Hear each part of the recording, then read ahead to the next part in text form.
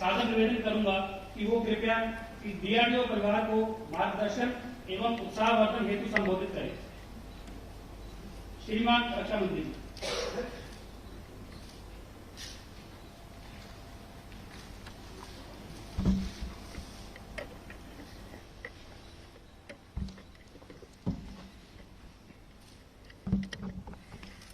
Chief of Defence Staff, General Bipin Rawat, Secretary DDI R&D and Chairman DRDO, Dr. G. Satish Reddy, Air Marshal Sandeep Singh, Vice Chief of Air Staff, Dr. VHVS Narayan Murthy, Director General, MSS DRDO, Sri Prateek Kishore, Director, TBRL, and the former directors, Sri Balakrishnan ji, former director V.S. Shetty ji, former director Dr.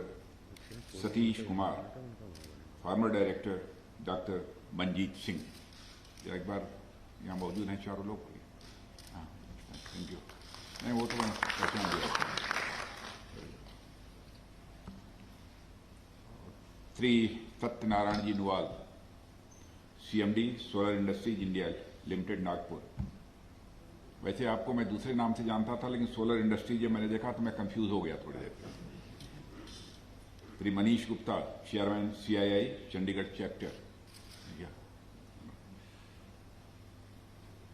यहाँ उपस्थित DRDO के different labs के हमारे directors और हमारी armed forces के retired senior officials और इस इवेंट में उपस्थित अन्य सभी पार्टिसिपेंट्स, मीडिया के मित्रों, देवियों और सज्जनों। ये जो कंडक्ट कर रहे थे उसका क्या नाम बताया? Doctor Prince Sharma. Doctor Prince Sharma जो इस कार्यक्रम का संचालन कर रहे थे, उन्होंने कहा कि आज हमारे रक्षा मंत्री जी हमारे इस कैंपस में आए हैं, हम लोग अपने को गौरवान्वित महसूस कर रहे हैं। लेकिन उन्होंने सही बात नहीं कही है, इसमें सच्चाई नहीं है। सच्चाई तो यह है कि इस कैंपस में आकर आप जैसे वैज्ञानिकों से मिलकर मैं स्वयं को गौरवान्वित महसूस कर रहा हूं।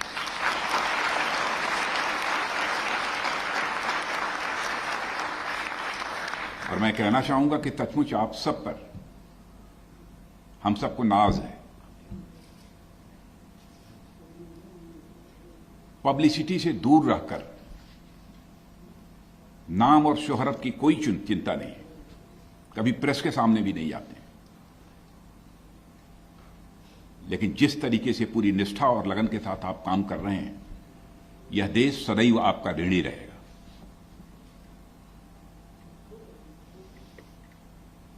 और आज इस TBRL चंडीगढ़ की विजिट पर आप सबके बीच उपस्थित होकर गौरवान्वित तो अपने को महसूस कर ही रहा हूं, मुझे बेहद खुशी भी हो रही है। और मुझे बताया गया कि किसी समय 2 रूम फैसिलिटी से शुरू हुई यह लेबोरेटरी आज देश को क्रूशियल डिफेंस टेक्नोलॉजीज और कैपेबिलिटीज प्रदान करने वाली एक महत्वपूर्ण रिसर्च एंड डेवलपमेंट एस्टेब्लिशमेंट बन चुकी है। और जिस तरह मैंने अभी TBRL द्वारा डेवलप की जा रही टेक्नोलॉजीज और प्रोडक्ट्स को देखा और उनके बारे में जाना समझा, मुझे पूरा विश्वास है कि आने वाले समय में यह देश ही नहीं बल्कि दुनिया की टॉप डिफेंस टेक्नोलॉजी और टेस्ट एंड इवैल्यूएशन फैसिलिटी प्रदान करने वाली इस्टेब्लिशमेंट में से एक बनेगी।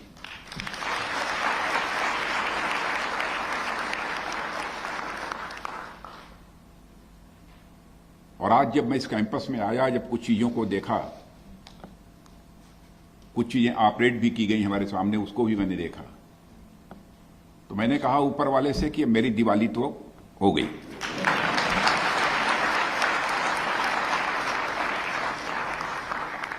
वैसे मैं आप सब लोगों को भी दीपावली की शुभकामनाएं देता हूं। वैसे साल में आप 4, 6, 8, 10 बार तो दीपावली मनाते ही होंगे। मैं DRDO के chairman doctor G. Satish Reddy और TBRL के डायरेक्टर श्री प्रतीक किशोर और इस लैबोरेटरी से जुड़े हमारे सभी साइंटिस्ट और इंजीनियर्स को मैं हार्दिक बधाई देता हूं, शुभकामनाएं देता हूं। लेकिन इतने से ही मैं संतुष्ट नहीं हूं। मैं आप सभी वैज्ञानिकों का शीश झुकाकर हार्दिक अभिनंदन करता हूं।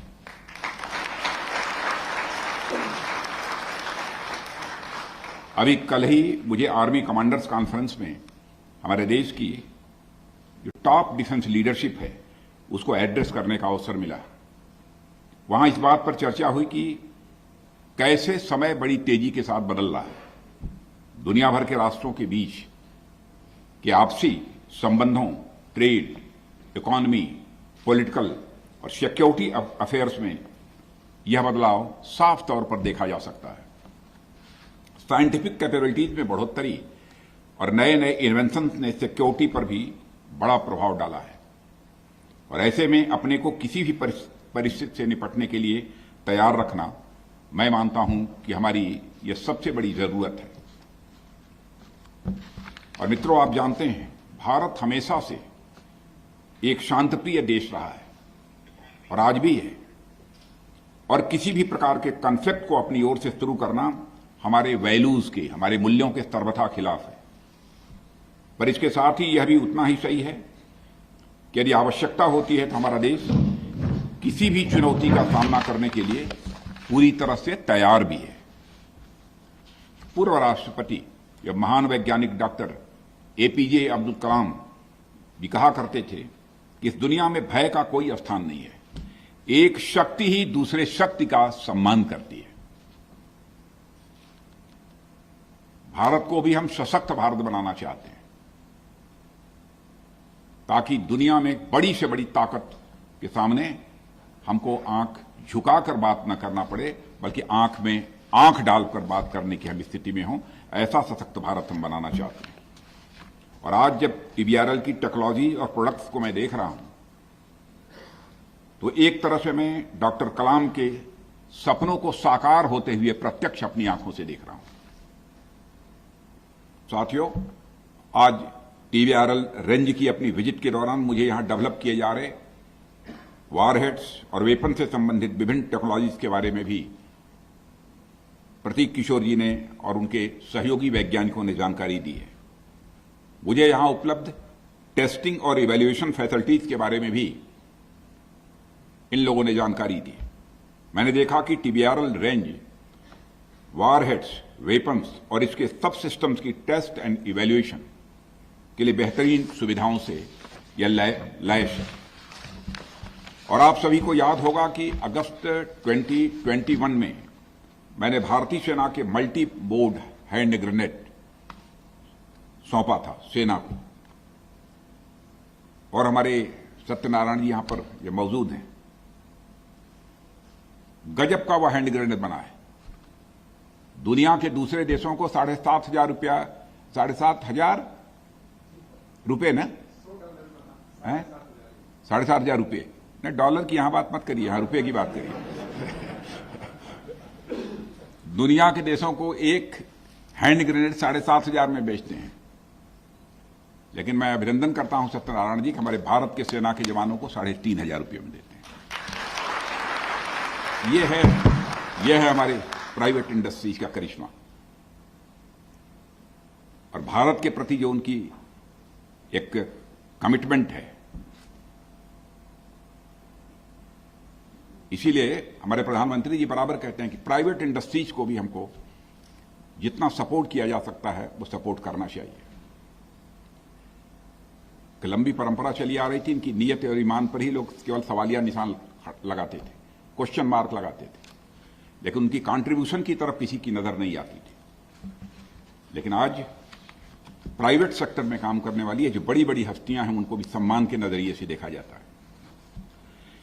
टीबीआरएल द्वारा डिजिग्नेटेड, डिजाइन और डेवलप यह ग्रेनेड इंडियन आर्म फोर्सेस में शामिल प्राइवेट सेक्टर द्वारा निर्मित यह पहला म्यूनिशन था जो हैंडओवर किया गया इकोनॉमिक एक्सप्लोसिव लिमिटेड नागपुर के द्वारा। और इस ग्रेनेड की सेफ्टी और परफॉर्मेंस पैरामीटर्स इसे वास्तव में वर्ल्ड क्लास बनाते हैं। ये वर्ल्ड क्लास के इसके परफॉर्मेंस और पैरामीटर्स थे और ये हमारे साइंटिस्ट और प्रोडक्शन एजेंसी की कैपेबिलिटीज का क्लियर डिमॉन्स्ट्रेशन है। और मुझे बताया गया है कि इस ग्रेनेड ने प्रोडक्शन में 99.5% से अधिक की फंक्शनल रिलायबिलिटी हासिल की है। माने पक्की गारंटी है कि 99.5% एक्सप्लोड करेगा ही करेगा। मैं इस उपलब्धि के लिए टीबीआरएल और डीआरडीओ को अपनी तरफ से हार्दिक बधाई देता हूं। और साथ ही हाल ही में मेरे द्वारा इंडियन आर्मी के टीबीआरएल द्वारा डिजाइंड और डेवलप एक और सिस्टम बंड ब्लास्टिंग डिवाइस मार्क 2 सौंपा गया है। आने वाले समय में इस सिस्टम का प्रोडक्शन ट्रांसफर ऑफ टेक्नोलॉजी के माध्यम से प्राइवेट सेक्टर द्वारा भी किया जाएगा और मुझे बताया गया है कि इस प्रोडक्शन मॉडल की फर्स्ट फेज को सक्सेसफुली कंप्लीट कर लिया गया है। साथियों, ये सफलताएं हमारी स्ट्रिंजेंट क्वालिटी कंट्रोल और ऑपरेशनल रिक्वायरमेंट्स को पूरा करने वाले प्रोडक्ट्स और टेक्नोलॉजीज में हमारी बढ़ती हुई क्षमता का एक सिग्नल है, यह एक संकेत है। और इस बात का भी संकेत है कि हमारी आर्म्ड फोर्सेज में इंडिजिनस सिस्टम रेगुलरली इंडक्ट होती रहेंगी। इसके अलावा डीआरडीओ टेक्नोलॉजीज के साथ इन प्रोडक्ट्स की मैन्युफैक्चरिंग में इंडस्ट्री का एक्टिव पार्टिसिपेशन हमारी मिलिट्री और इकोनॉमिक स्ट्रेंथ को आत्मनिर्भरता की ओर आगे बढ़ा रही है। साथियों, जैसा कि हम जानते हैं कि डीआरडीओ ने मिसाइल, राडार, इलेक्ट्रॉनिक्स, सोनार और फाइटर एयरक्राफ्ट, टैंक, गन और टॉर्पीडो आदि में ऐसे सिस्टम डेवलप किए हैं जो इंटरनेशनल लेवल पर कंपेरेबल है। और साथ ही कई ऐसे वारहेड सिस्टम्स और म्यूनिशंस विकसित किए गए हैं जो अपने आप में बिल्कुल अलग प्रकार के हैं और उनको उनके शेड्यूल के अनुसार इंडक्ट भी किया जाएगा। और मुझे यह जानकर खुशी है कि टीबीआरएल 4th जनरेशन के इलेक्ट्रॉनिक फ्यूजेस के डेवलपमेंट के एडवांस्ड लेवल पर पहुंच गया है, जो कंटेम्प्रेरी होने के साथ साथ बेहतर सेफ्टी और रिलायबिलिटी प्रदान करेगा। वैसे 5th जनरेशन पर भी तो काम शुरू कर ही दिया है, बस वहां तो यही बतलाया। और मुझे प्रसन्नता है कि यहां वारहेड डेवलपमेंट में इंडस्ट्री पार्टनर्स की भागीदारी का पूरा ध्यान दिया जा रहा है। एक और एस्पेक्ट जिसमें मुझे यहां इंटरेस्ट आया वो था वेफल रेंज का। जिस काम के लिए 500 एकड़ जमीन की आवश्यकता होती थी, वो केवल 20 एकड़ में काम चल जाएगा। और आगे मैं समझता हूं शायद 10 एकड़ में ही काम चलेगा या और कम होता चला जाएगा। वेफल रेंज का कंसेप्ट आप सभी जानते हैं कि प्रैक्टिस फायरिंग रेंज के लिए आमतौर पर किया जाता है। उसके लिए 500 एकड़ के बड़े क्षेत्र की आवश्यकता होती थी और वहां रिक्रूट्स के लिए प्रॉपर ट्रेनिंग इंश्योर करने के लिए इतने बड़े एरिया की रिक्वायरमेंट तो होती ही है। साथ ही कुछ जगहों पर सिविलियन पॉपुलेशन की आवाजाही के चलते कई खतरे भी बने रहते हैं।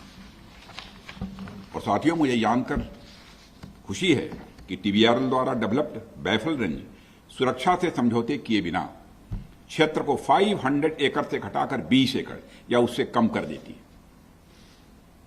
वैसे यहां आने के पहले उसके बारे में मुझे जानकारी हो गई थी और इससे यह सुनिश्चित हुआ है कि प्रैक्टिस फायरिंग रेंजेस के लिए कम जमीन इस्तेमाल करते हुए भी हमारे ट्रूप्स पूरी तरह से ट्रेंड होंगे। डिफेंस टेक्नोलॉजीज का प्रयोग हमारी सेंट्रल आर्म्ड पुलिस फोर्सेस और स्टेट पुलिस फोर्सेस भी कर चुकी हैं और मुझे बताया गया है कि 75 से अधिक वेफल रेंज पहले से ही ऑपरेशनल हैं और 70 से अधिक पूरा होने के डिफरेंट स्टेजेस में हैं। और साथियों, आज की वारफेयर स्ट्रेटजी बहुत डायनेमिक है और इसमें टेक्नोलॉजी का डोमिनेशन आने वाले समय में और स्वाभाविक रूप से बढ़ता जाएगा। और आज के प्रोडक्ट्स और सिस्टम्स को डेवलप करते समय डिफेंस इक्विपमेंट के स्टेक होल्डर यानी आर्म्ड फोर्सेस, साइंटिस्ट, एकेडमिशियंस और इंडस्ट्री को इवॉल्विंग टेक्नोलॉजीज पर नजर रखनी होगी और इंडिजिनस कैपेबिलिटीज के साथ कंटेम्प्रेरी बने रहने के लिए खुद को प्रिपेयर भी करना होगा। और इसके लिए टेक्नोलॉजी फोरकास्टिंग को मजबूत करने और कटिंग एज मैन्युफैक्चरिंग और टेस्ट कैपेबिलिटीज में इन्वेस्ट करने की भी आवश्यकता है। साथियों, डिफेंस एक्विजिशन प्रोसीजर में कई नए प्रोविजंस के साथ अन्य कई ऐसे नए सुधार भी किए गए हैं जिनसे इंडस्ट्री के पास आज पर्याप्त ऑर्डर्स भी हैं। इसमें किसी को कोई शिकायत तो नहीं हमारे इंडस्ट्रीज के किस सज्जन को नहीं है। अब चैम्बर ऑफ कॉमर्स के जब अध्यक्ष वो कह रहे हैं तो मान लिया। और इसमें टेक्नोलॉजी डेवलपमेंट फंड एक ऐसी स्कीम है और डीआरडीओ ने सिस्टम के डेवलपमेंट के इनिशियल स्टेजेस से ही इंडस्ट्री को शामिल करने का इनिशिएटिव शुरू किया है, जिससे इंडस्ट्री को टेक्नोलॉजी और प्रोडक्ट तैयार करने के लिए समय यह मिल सके। और ऐसे मामलों में इंडस्ट्री के लिए ट्रांसफर ऑफ टेक्नोलॉजी में कोई अतिरिक्त फाइनेंशियल बर्डन शामिल नहीं होगा, यह भी मुझे जानकारी दी गई है। डीआरडीओ के पेटेंट्स भी इंडियन इंडस्ट्री के लिए फ्री ऑफ कॉस्ट उपलब्ध है। फिर से दोहराना चाहता हूं, डीआरडीओ के पेटेंट्स भी इंडियन इंडस्ट्री के लिए फ्री ऑफ कॉस्ट उपलब्ध है। पहले यह सुविधा नहीं थी।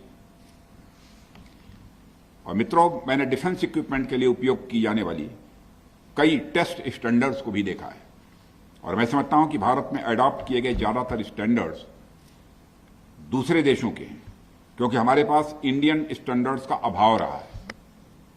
एक स्टैंडर्ड डेवलप करना एक मुश्किल प्रोसेस है, जिसके लिए डाटा और टेस्ट रिजल्ट्स का बड़ा सिस्टमैटिक कलेक्शन और एनालिसिस की भी आवश्यकता होती है।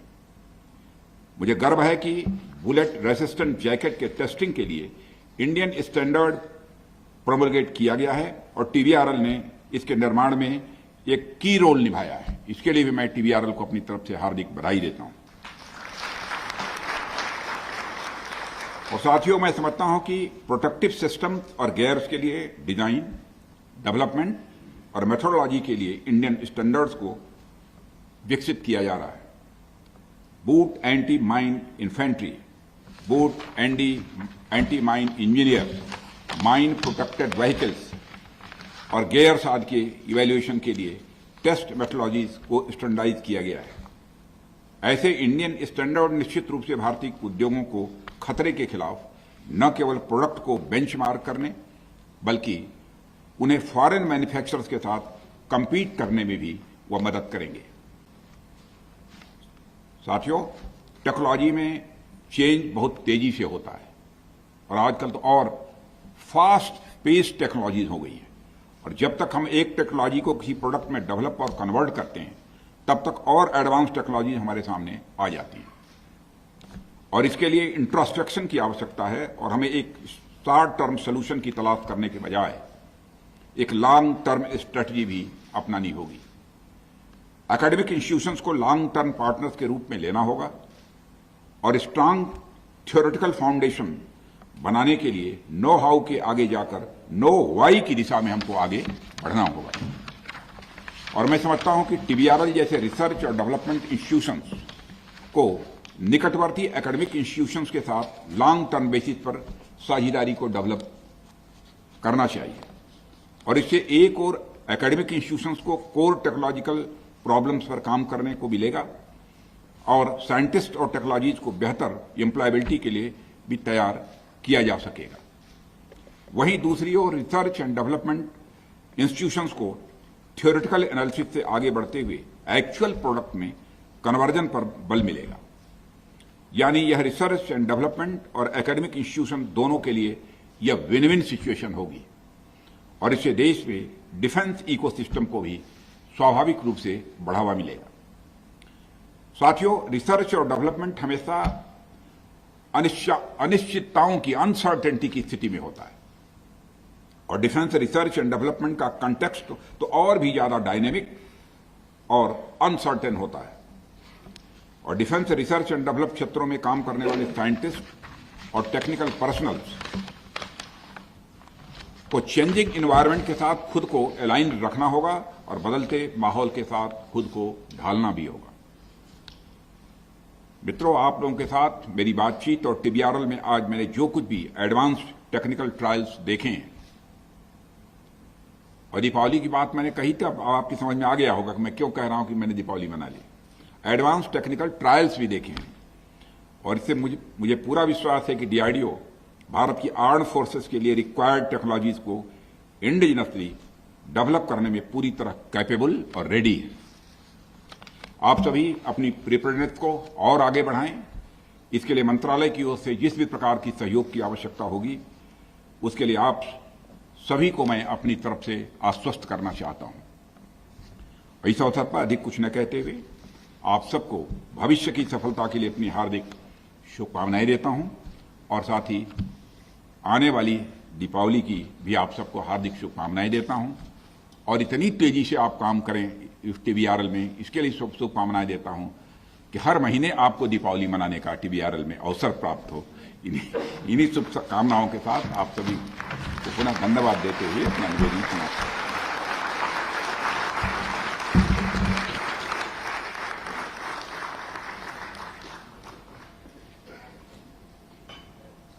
आपके प्रोत्साहन और मार्गदर्शन के लिए बहुत बहुत धन्यवाद माननीय रक्षा मंत्री महोदय। जैसा कि हम सबको ज्ञात है कि माननीय रक्षा मंत्री जी राजनीति में आने से पहले फिजिक्स के लेक्चरर भी रह चुके हैं। आज भी उन्होंने टीबीआरएल की वैज्ञानिक एवं तकनीकी गतिविधियों का गहनता से अवलोकन किया और अपने बहुमूल्य सुझाव हमें दिए, जो कि हमारे तकनीकी। Subscribe to our channel by clicking the subscribe button. Click the bell button and enjoy the latest uploads from our channel.